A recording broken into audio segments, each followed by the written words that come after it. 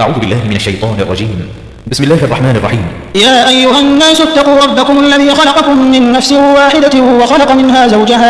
وخلق منها زوجها وبث منهما رجالا كثيرا ونساء واتقوا الله الذي تساءلون به والأرحام إن الله كان عليكم رقيبا وآتوا اليتامى أموالهم ولا تتبدلوا الخبيث بالطيب ولا تأكلوا أموالهم إلى أموالكم إنه كان حوبا كبيرا وإن خفتم ألا تقسطوا في اليتامى فانكحوا ما طاب لكم من النساء مثنى وثلاث ورباع فإن خفتم ألا تعدلوا فواحدة أو ما ملكت أيمانكم ذلك أدنى ألا تعولوا وآتوا النساء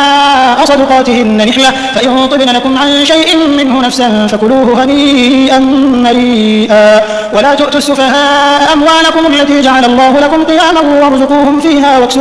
واكسوهم وقولوا لهم قولا معروفا وابتلوا اليتامى حتى إذا بلغوا النكاح فإن آنستم منهم رشدا فادفعوا إليهم أموالهم ولا تأكلوها إسرافا وبدارا أن يكبروا ومن كان غنيا فليستعفف ومن كان فقيرا فليأكل بالمعروف فإذا دفعتم إليهم أموالهم فأشهدوا عليهم وكفى بالله حسيبا للرجال نصيب مما ترك الوالدان والأقربون وللنساء نصيب مما ترك الوالدان والأقربون مما قل منه أو كثر نصيبا مفروضا وإذا حضر القسمة أولو القربى واليتامى والمساكين فارزقوهم منه وقولوا لهم قولا معروفا وليخشى الذين لو تركوا من خلفهم ذرية ضعافا خافوا عليهم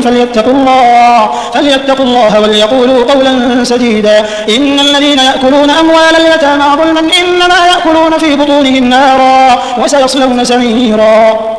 يوصيكم الله في أولادكم للذكر مثل حظ الأنثيين فإن كن نساء فوق اثنتين فلهن ثلثا ما ترك وإن كانت واحدة فلها النصف ولأبويه لكل واحد منهما السدس مما ترك إن كان له ولد فإن لم يكن له ولد وورثه أبواه فلأمه الثلث فإن كان له إخوة فلأمه السدس من بعد وصية يوصي بها أو دين آباؤكم وأبناؤكم لا تدرون أيهم أقرب لكم نفعا فريضة من الله إن الله كان عليما حكيما ولكم نصف ما ترك أزواجكم إن لم يكن لهن ولد فإن كان لهن ولد فلكم الربع مما تركن من بعد وصية يوصين بها أو دين ولهن الربع مما تركتم إن لم يكن لكم ولد فإن كان لكم ولد فلهن الثمن مما تركتم من بعد وصية توصون بها أو دين وإن كان رجل يورث كلالة أو امرأة وله أخ أو أخت فلكل واحد منهما السدس فإن كانوا أكثر من ذلك فهم شركاء في الثلث من بعد وصية يوصى بها أو دين غير مضار وصية من الله والله عليم حليم تلك حدود الله ومن يطع الله ورسوله يدخله جنات تجري من تحتها الأنهار خالدين فيها وذلك الفوز العظيم ومن يعص الله ورسوله ويتعد حدوده يدخله نارا خالدا فيها وله عذاب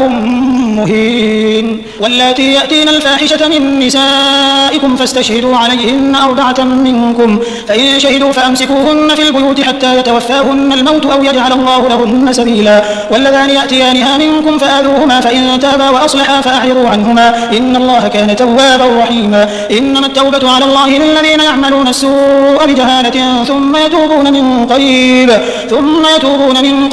فأولئك يتوب الله عليهم وكان الله عليما حكيما وليست التوبة للذين يعملون السيئات حتى إذا حضر أحدهم الموت قال إني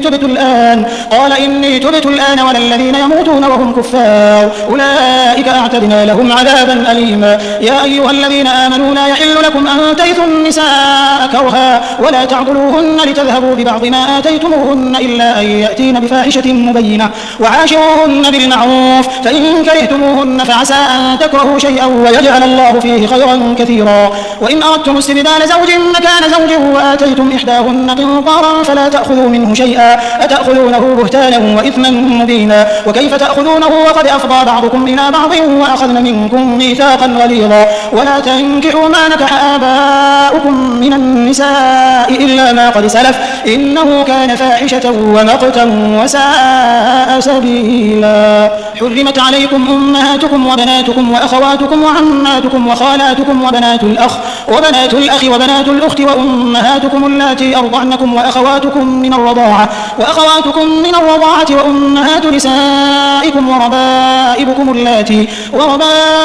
اللاتي في حجوركم من نسائكم اللاتي دخلتم بهن، فإن لم تكونوا دخلتم بهن فلا جناح عليكم، وحلائل أبنائكم الذين من أصلابكم، وأن تجمعوا بين الأختين إلا ما قد سلف، إن الله كان غفورا رحيما. والمحصنات من النساء إلا ما ملكت أيمانكم كتاب الله عليكم، وأحل لكم ما وراء ذلكم أن تبتغوا بأموالكم محصنين غير مسافحين، فما استمتعتم به منهن فآتوهن أجورهن فريضة، ولا جناح عليكم فيما تراضيتم به من بعد الفريضة، إن الله كان عليما حكيما. ومن لم يستطع منكم طولا أن ينكح المحصنات المؤمنات فمما ملكت أيمانكم من فتياتكم المؤمنات، والله أعلم بإيمانكم بعضكم من بعض، فانكحوهن بإذن أهلهن وآتوهن أجورهن بالمعروف محصنات غير مسافحات ولا متخذات أخدان، فإذا أحصن فإن أتين بفاحشة فعليهن نصف ما على المحصنات من العذاب،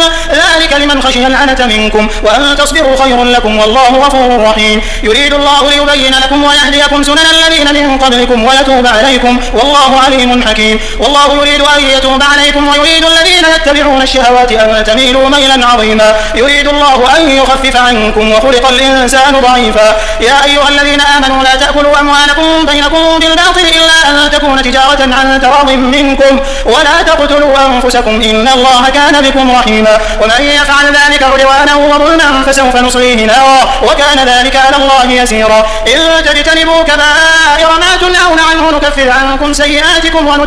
وندخلكم مدخلا كريما. ولا تتمنوا ما فضل الله به بعضكم على بعض، للرجال نصيب مما اكتسبوا وللنساء نصيب مما اكتسبن، واسألوا الله من فضله إن الله كان بكل شيء عليما. ولكل جعلنا موالي مما ترك الوالدان والأقربون والذين عقدت أيمانكم فآتوهم نصيبهم إن الله كان على كل شيء شهيدا. الرجال قوامون على النساء بما فضل الله بعضهم على بعض وبما أنفقوا من أموالهم، فالصالحات قانتات حافظات للغيب بما حفظ الله. واللاتي تخافون نشوزهن فعظوهن واهجروهن في المضاجع واضربوهن، فإن أطعنكم فلا تبغوا عليهن سبيلا إن الله كان عليا كبيرا. وإن خفتم شقاق بينهما فبعثوا حكما من أهله وحكما من أهلها إن يريدا إصلاحا يوفق الله بينهما إن الله كان عليما خبيرا. واعبدوا الله ولا تشركوا به شيئا، وبالوالدين إحسانا وذي القربى واليتامى والمساكين والجار ذي القربى والجار الجنب والصاحب بالجنب وابن السبيل وما ملكت أيمانكم إن الله لا يحب من كان مختالا فخورا. الذين يبخلون ويأمرون الناس بالبخل ويكتمون ما آتاهم الله من فضله وأعتدنا للكافرين عذابا مهينا. والذين ينفقون أموالهم رئاء الناس ولا يؤمنون بالله ولا باليوم الآخر ومن يكن الشيطان له قرينا فساء قرينا. وماذا عليهم لو آمنوا بالله واليوم الآخر وأنفقوا مما رزقهم الله وكان الله بهم عليما. إن الله لا يظلم مثقال ذرة وإن تك حسنة يضاعفها ويؤتي من لدنه أجرا عظيما. فكيف إذا جئنا من كل أمة بشهيد وجئنا بك على هؤلاء شهيدا. يومئذ يود الذين كفروا وعصوا الرسول لو تسوى بهم الأرض ولا يكتمون الله حديثا. يا أيها الذين آمنوا لا تقربوا الصلاة وأنتم سكارى حتى تعلموا ما تقولون ولا جنبا إلا عابري سبيل حتى تغتسلوا وإن كنتم مرضى أو على سفر أو جاء أحد منكم من الغائط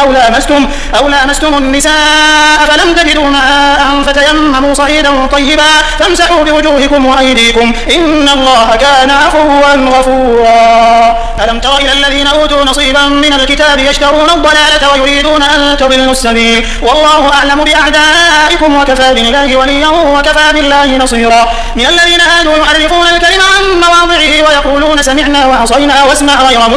واسمع غير مسمع وراعنا ليا بألسنتهم وطعنا في الدين ولو أنهم قالوا سمعنا وأطعنا واسمع وانظرنا لكان خيرا لهم وأقوم ولكن لعنهم الله بكفرهم فلا يؤمنون إلا قليلا. يا أيها الذين أوتوا الكتاب آمنوا بما نزلنا مصدقا لما معكم من قبل أن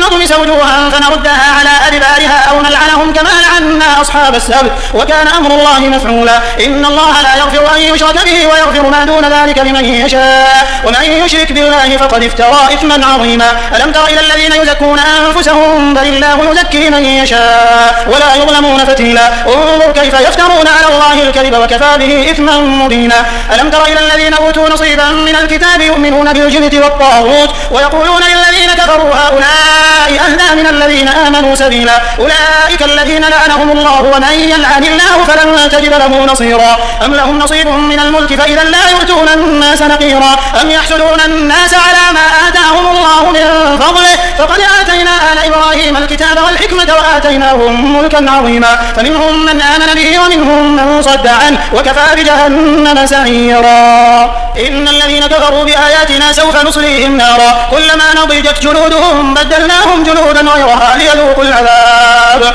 إن الله كان عزيزا حكيما والذين آمنوا وعملوا الصالحات سندخلهم جنات تجري من تحتها الأنهار خالدين فيها أبدا لهم فيها أزواج مطهرة وندخلهم ظلا ظليلا إن الله يأمركم أن تؤدوا الأمانات إلى أهلها وإذا حكمتم بين الناس أن تحكموا بالعدل إن الله نعم ما يعظكم به إن الله كان سميعا بصيرا يا أيها الذين آمنوا أطيعوا الله وأطيعوا الرسول وأولي الأمر منكم فإن تنازعتم في شيء فردوه إلى الله والرسول إن كنتم تؤمنون بالله واليوم الآخر ذلك خير وأحسن تأويلا ألم تر إلى الذين يزعمون أنهم آمنوا بما أنزل إليك وما أنزل من قبلك يريدون أن يتحاكموا إلى الطاغوت وقد أمروا أن يكفروا به ويريد الشيطان أن يضلهم ضلالا بعيدا وإذا قيل لهم تعالوا إلى ما أنزل الله وإلى الرسول رأيت المنافقين يصدون عنك صدودا فكيف إذا أصابتهم مصيبة بما قدمت أيديهم ثم جاءوك يحلفون بالله إن أردنا إلا إحسانا وتوفيقا أولئك الذين يعلم الله ما في قلوبهم فأعرض عنهم وعظهم وقل لهم في أنفسهم قولا بليغا وما أرسلنا من رسول إلا ليطاع بإذن الله ولو أنهم إذ ظلموا أنفسهم جاءوك فاستغفروا الله واستغفر لهم الرسول لوجدوا الله توابا رحيما فلا وربك لا يؤمنون حتى يحكموك فيما شجر بينهم ثم لا يجدوا في أنفسهم حرجا مما قضيت ويسلموا تسليما ولو أنا كتبنا عليهم أن اقتلوا أنفسكم أو اخرجوا من دياركم ما فعلوه إلا قليل منهم ولو أنهم فعلوا ما يوعظون به لكان خيرا لهم وأشد تثبيتا وإذا لآتيناهم من لدنا أجرا عظيما ولهديناهم صراطا مستقيما ومن يطع الله والرسول فأولئك مع الذين أنعم الله عليهم من النبيين والصديقين والشهداء والصالحين وحسن أولئك رفيقا ذلك الفضل من الله وكفى بالله عليما يا أيها الذين آمنوا خذوا حذركم فأنفروا ثبات أو انفروا جميعا وإن منكم لمن ليبطئن فإن أصابتكم مصيبة قال قد أنعم الله علي إذ لم أكن معهم شهيدا ولئن أصابكم فضل من الله ليقولن كأن لم تكن بينكم وبينه مودة يا ليتني كنت معهم فأفوز فوزا عظيما فليقاتل في سبيل الله الذين يشرون الحياة الدنيا بالآخرة ومن يقاتل في سبيل الله فيقتل أو يغلب فسوف نؤتيه أجرا عظيما وما لكم لا تقاتلون في سبيل الله والمستضعفين من الرجال والنساء والولدان الذين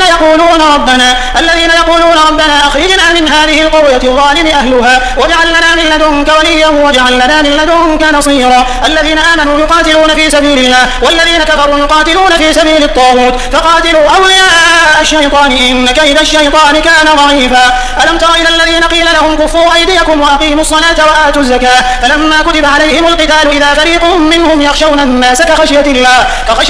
أو أشد خشية وقالوا ربنا لم كتبت علينا القتال لولا أخرتنا إلى أجل قريب قل متاع الدنيا قليل والآخرة خير لمن اتقى ولا تظلمون فتيلا أينما تكونوا يدرككم الموت ولو كنتم في بروج مشيدة وإن تصبهم حسنة يقولوا هذه من عند الله وإن تصبهم سيئة يقولوا هذه من عندك قل كل من عند الله فما لهؤلاء القوم لا يكادون يفقهون حديثا ما أصابك من حسنة فمن الله وما أصابك من سيئة فمن نفسك وأرسلناك للناس رسولا وكفى بالله شهيدا من يطيع الرسول فقد أطاع الله ومن تولى فما أرسلناك عليهم حفيظا ويقولون طاعة فإذا برزوا من عندك بيت طائفة منهم غير الذي تقول والله يكتب ما يبيتون فأعرض عنهم وتوكل على الله وكفى بالله وكيلا أفلا يتدبرون القرآن ولو كان من عند غير الله لوجدوا فيه اختلافا كثيرا وإذا جاءهم أمر من الأمن أو الخوف أذاعوا به ولو ردوه إلى الرسول وإلى أولي الأمر منهم لعلمه الذين يستنبطونه منهم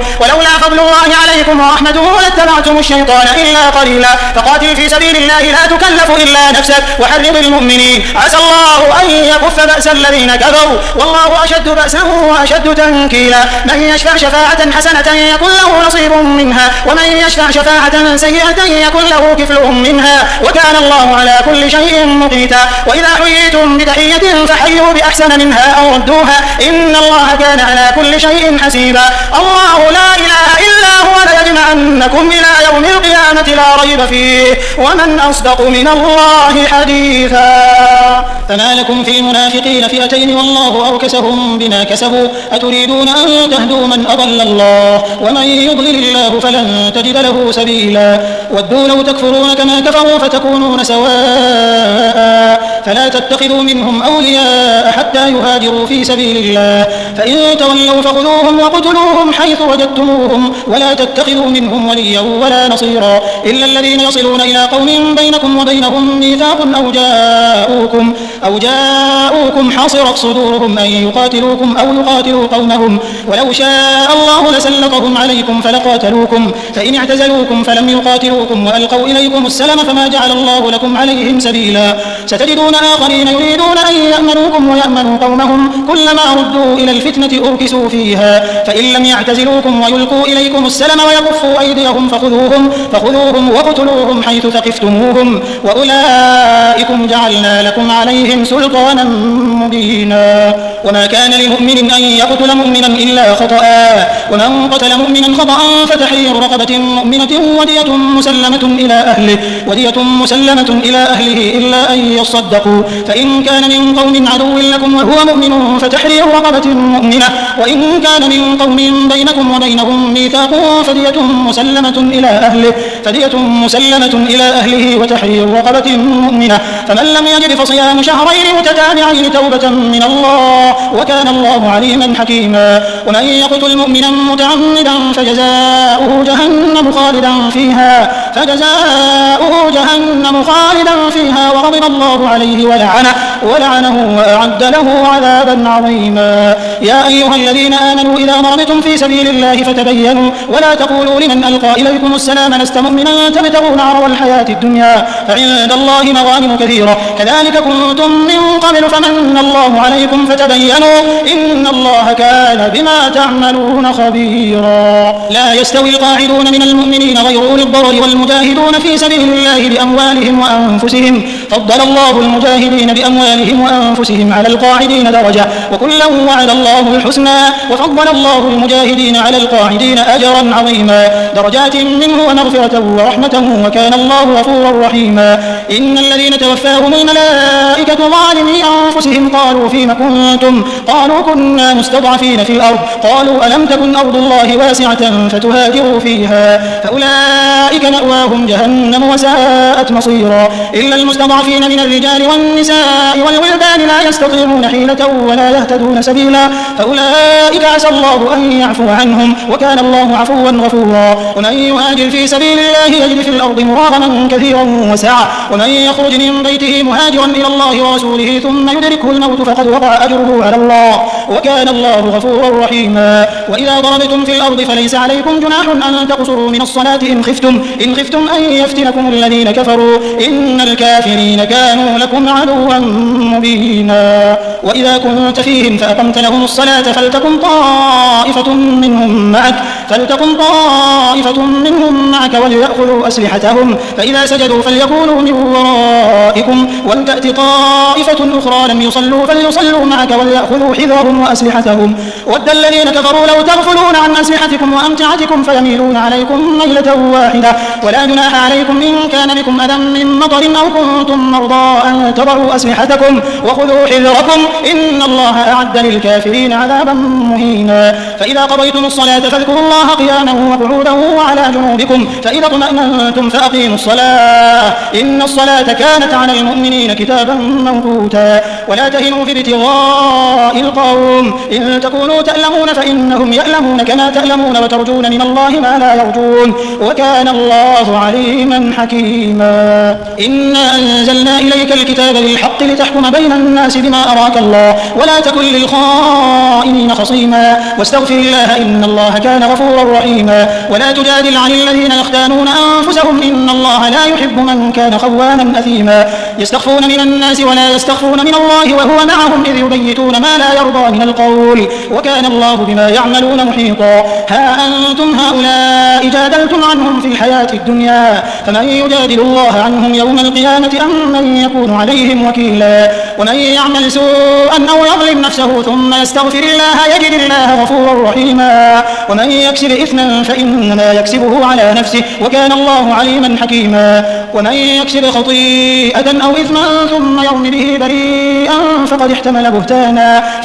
بهتانا وإثما مبينا ولولا فضل الله عليك ورحمته لهم طائفة منهم أن يضلوك وما يضلون إلا أنفسهم وما يضرونك من شيء وأنزل الله عليك الكتاب والحكمة وعلمك ما لم تكن تعلم وكان فضل الله عليك عظيما لا خير في كثير من نجواهم إلا من أمر بصدقة أو معروف أو إصلاح بين الناس ومن يفعل ذلك ابتغاء مرضات الله فسوف نؤتيه أجرا عظيما ومن يشاقق الرسول من بعد ما تبين له الهدى ويتبع غير سبيل المؤمنين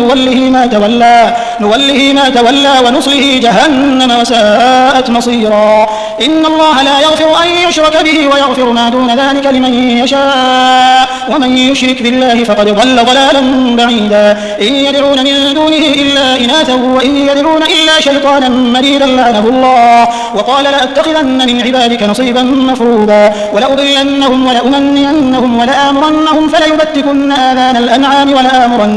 ولآمرنهم فليغيرن خلق الله ومن يتخذ الشيطان وليا من دون الله فقد خسر خسرانا مبينا يعدهم ويمنيهم وما يعدهم الشيطان إلا غرورا أولئك مأواهم جهنم ولا يجدون عنها محيصا والذين آمنوا وعملوا الصالحات سندخلهم جنات تجري من تحتها الأنهار خالدين فيها أبدا وعد الله حقا ومن أصدق من الله قيلا ليس بأمانيكم ولا أماني أهل الكتاب من يعمل سوءا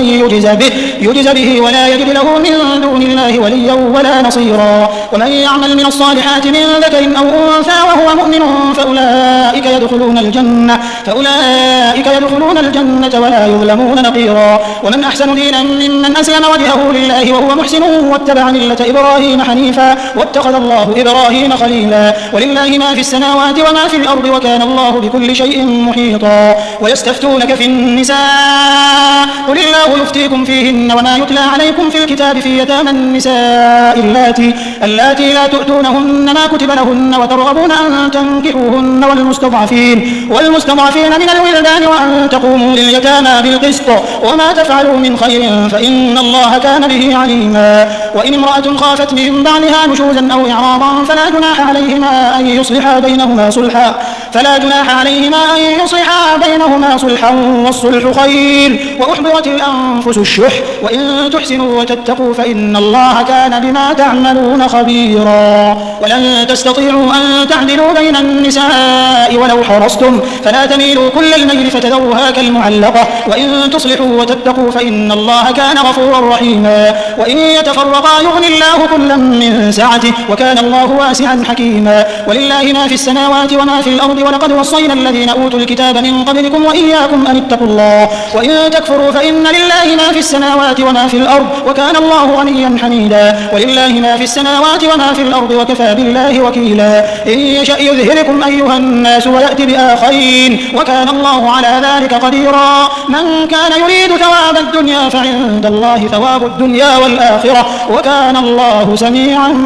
بصيرا يا أيها الذين آمنوا كونوا قوامين بالقسط شهداء لله ولو على أنفسكم أو الوالدين والأقربين إن يكن غنيا أو فقيرا فالله أولى بهما فلا تتبعوا الهوى أن تعدلوا وإن تلووا أو تعرضوا فإن الله كان بما تعملون خبيرا يا أيها الذين آمنوا بالله ورسوله والكتاب الذي نزل على رسوله والكتاب الذي أنزل من قبل ومن يكفر بالله وملائكته وكتبه ورسله واليوم الآخر فقد ضل ضلالا بعيدا إن الذين آمنوا ثم كفروا ثم آمنوا ثم كفروا ثم ازدادوا كفرا لم يكن الله ليغفر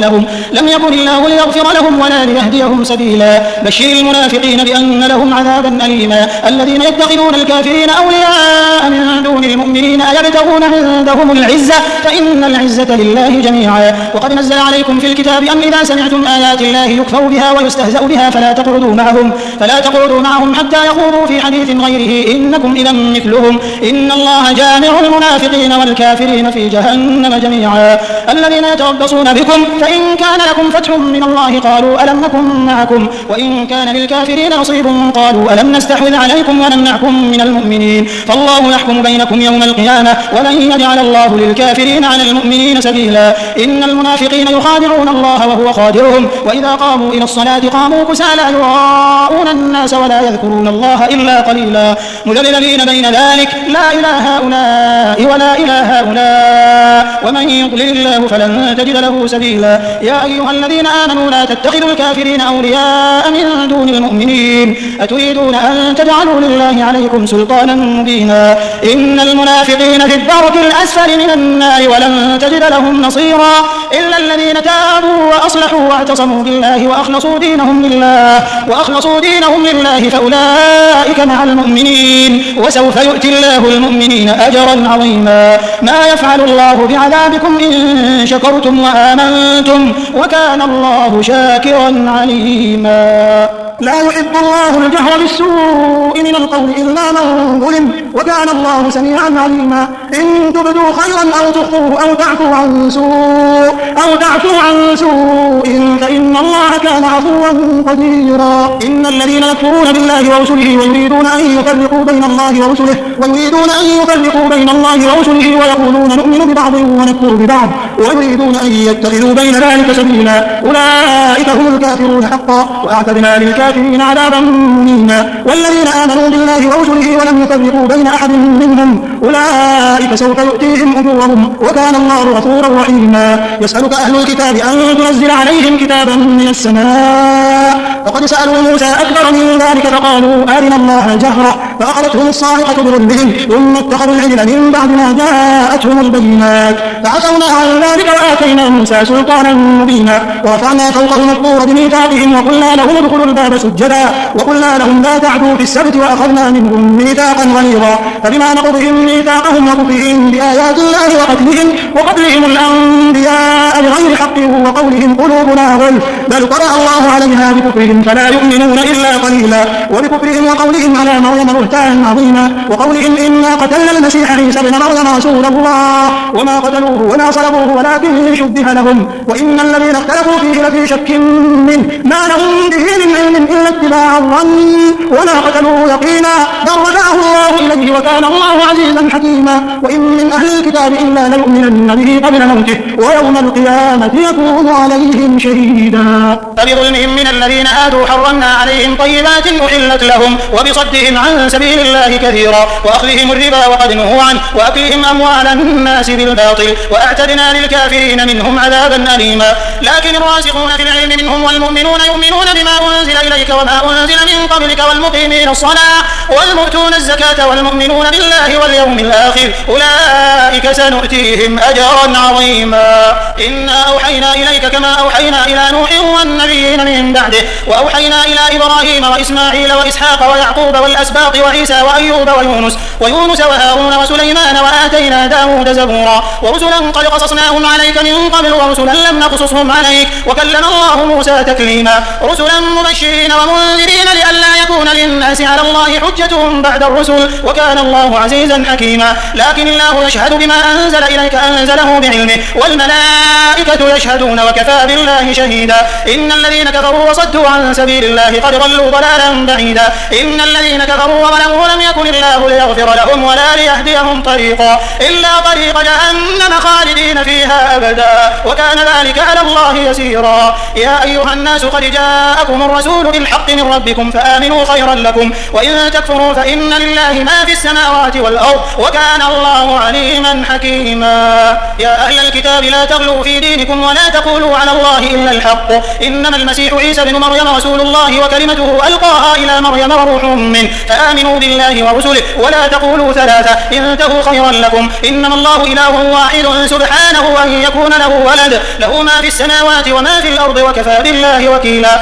لن يستنكف المسيح أن يكون عبدا لله ولا الملائكة المقربون ومن يستنكف عن عبادته ويستكبر فسيحشرهم إليه جميعا. فأما الذين آمنوا وعملوا الصالحات فيوفيهم أجورهم ويزيدهم من فضله وأما الذين استنكفوا واستكبروا فيعذبهم عذابا أليما ولا يجدون لهم من دون الله وليا ولا نصيرا. يا أيها الناس قد جاءكم برهان من ربكم وأنزلنا إليكم نورا مبينا. فأما الذين آمنوا بالله واعتصموا به فسيدخلهم في رحمة منه وفضل ويهديهم إليه صراطا مستقيما. يستفتونك قل الله يفتيكم في الكلالة إن امرؤ هلك ليس له ولد وله أخت فلها نصف ما ترك وهو يرثها إن لم يكن لها ولد فإن كانت اثنتين فلهما الثلثان مما ترك وإن كانوا إخوة رجالا ونساء فللذكر مثل حظ الأنثيين يبين الله لكم أن تضلوا والله بكل شيء عليم.